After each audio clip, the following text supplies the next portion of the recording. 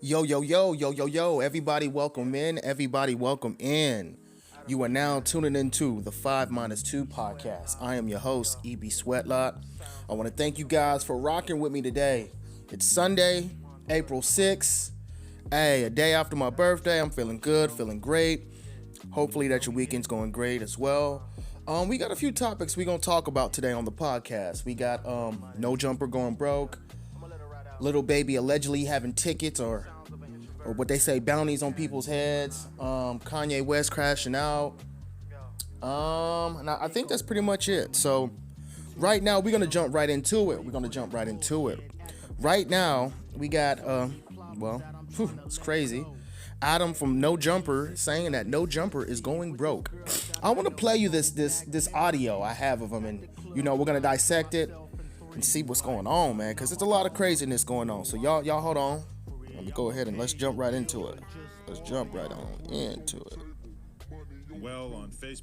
So there's something that I've been hiding from you guys. No Jumper is going broke. I know that might sound crazy.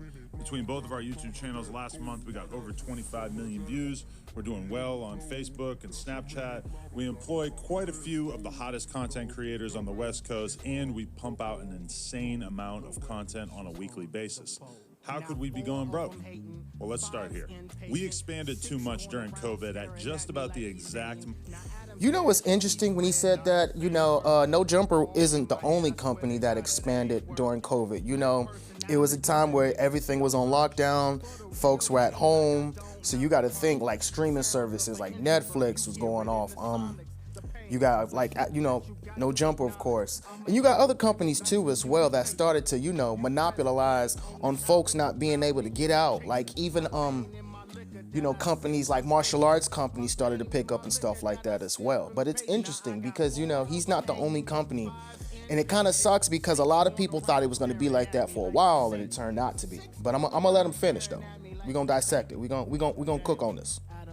Moment that our revenue streams all took a hit. We hired a whole bunch of editors and other employees, and we bought a huge office building that cost us almost $4 million, thinking that the growth that we were experiencing during the pandemic was going to continue. And unfortunately, that did not happen. Our YouTube numbers, which had doubled or even tripled, gradually returned to normal.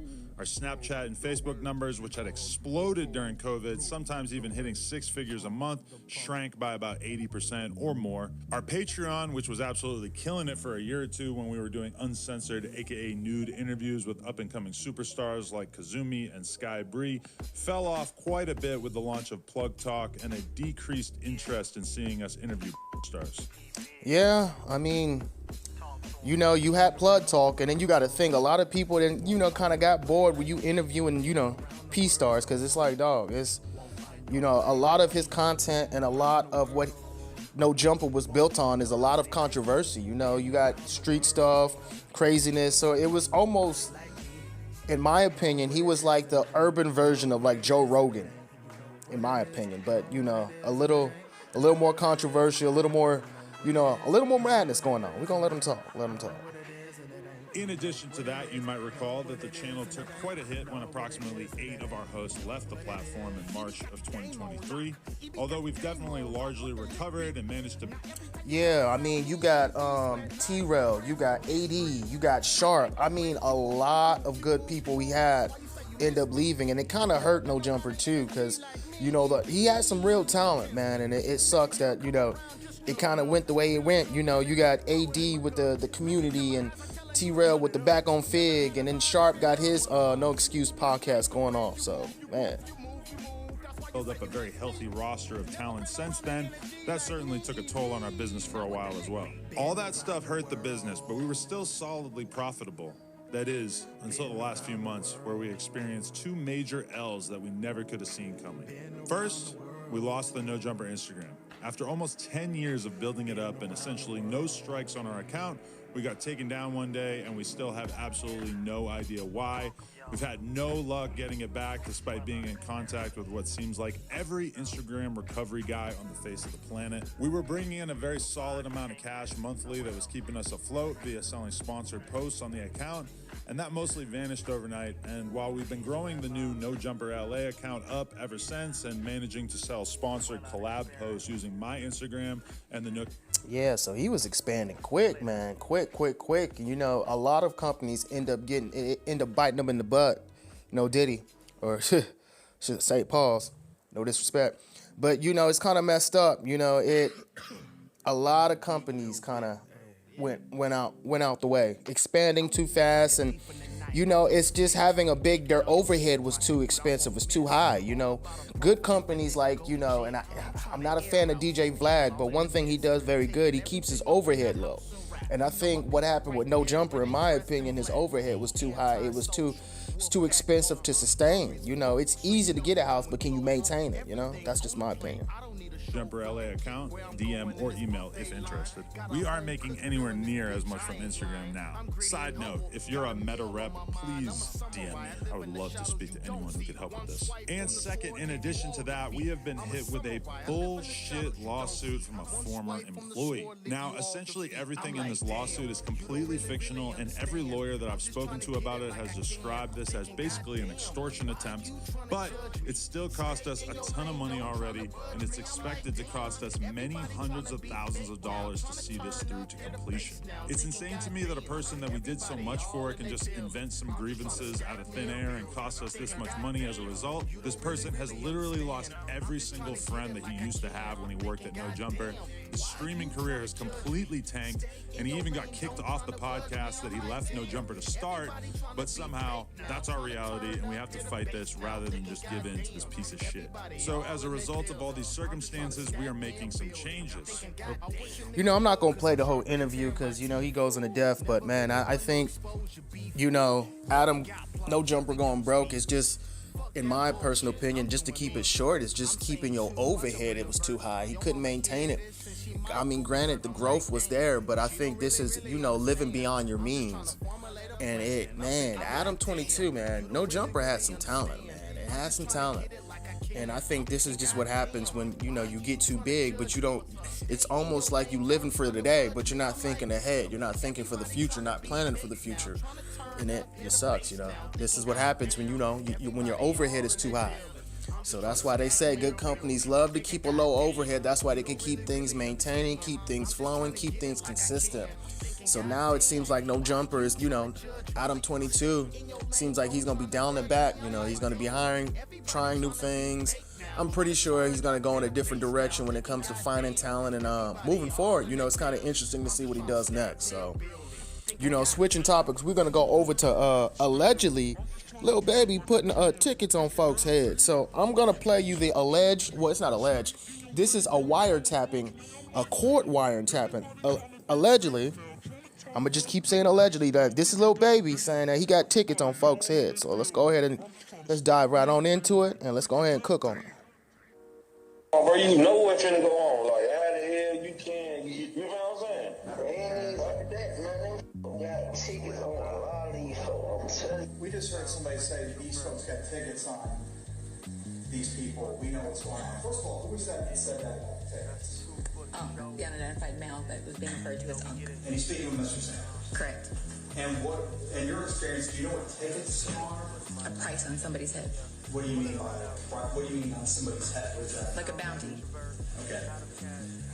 To have them arrested? Harmed. And who were they referring to in that portion of the call? They were saying that they had heard that Dominique Jones had tickets on a lot of people's heads.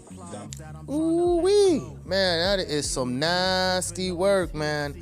Allegedly, if that's true, that is some nasty work, man. 2024, 2024, 2025, in my opinion, are going to be the years of the RICO. Like, seriously. I'm not even trying to be funny. It just seems like every day, in every way, there's another rapper, whether it's Atlanta, whether it's Houston. Shoot, look at Big U. Even in California, there's a RICO involving rappers, man, and it's crazy. I mean, and just to tie this into No Jumper, you got Brick Baby, who used to be on who used to be on No Jumper. He's tied into that Big U RICO case. So when you hear No Jumper going broke, man, there's a lot of stuff surrounding No Jumper that's crazy and nasty work. But to tie this back into it, man, if allegedly Lil Baby putting tickets on folks' heads, man, this is crazy. And you know what? It sucks because I kind of, in my personal opinion, I feel like this is a vicious cycle. You know, these labels know who to invest in, and it's almost like, you know, it's almost like they pick certain rappers so they can make money off them. And you know, I got to do some research, but someone was telling me how most labels have, you know, equity in these private prisons, so it's almost like an ecosystem basically. Like, you know what? I know how we both can make money. You know, you sign certain rappers, they do stupid stuff, because most of these rappers, and I'm not saying for all, but it seems like, you know, it seems like a handful of them are not really, maybe street smart, but not really smart, you know, common sense smart, and it sucks, you know. Allegedly, if this is Lil Baby putting tickets on folks' heads, man, it is not looking good at all. And it's like, man, folks gotta understand, man, you gotta move smart. But my biggest thing is I can't even talk today. If you're in Lil Baby's situation, man, why are you still doing street activity, man? You're a multi-millionaire, bro. Your mission is to get out the hood, get your people out the hood, and stay there. Why do you? I don't understand why rappers engage in street activity once they made it. And I understand it's a mentality, but who are you trying to prove? Because all that's going to end up dead or in jail. So all that's going to end up is just getting you to a place where you don't want to be at, you know? Phone going off right now. Man, but it's nasty work, man. It's nasty work. And then we're going to jump over to Kanye West crashing out. Like, man, I'm so sick and tired of hearing Kanye, bro. He's starting to become like a nuisance, man. You went from a dude that participated in the system. Now you're trying to disrupt it, and it's like, dude, I feel like as a Kanye West fan, and I feel embarrassed saying that nowadays. It's like, dude, go sit down somewhere. Like, why can't you just do music and disappear? Like, in my personal opinion, why don't you just be on? You need to be like acting like Frank Ocean. Disappear for 5 years, come back, hit us with music, and then go. Like, for real, Kanye. Because your antics are starting to remind me of somebody who's using this to clout chase. And it's crazy because I was watching an interview that he was doing on YouTube, and he admitted that he was jealous of Kendrick Lamar's career. I'm like, wow. So you wish that you got the accolades that Kendrick Lamar's doing. I mean, granted, you guys got classic albums. Y'all pushed the culture forward. Don't get me wrong, but Kanye, this time, right now, you ain't been since, in my personal opinion, ever since your mom, God rest her soul, passed away, man. You ain't been right since, man. And I've always told folks that, like, man, it's like a part of that died with Kanye. A part of Kanye, you know, went with his mother, and it's like, man, it's to the point, man, you getting on my nerve. And as a Kanye West fan, as embarrassed as I am to say, man, shut up, sit down, go disappear, Kanye. This is why people are like tossing you to the curve, man.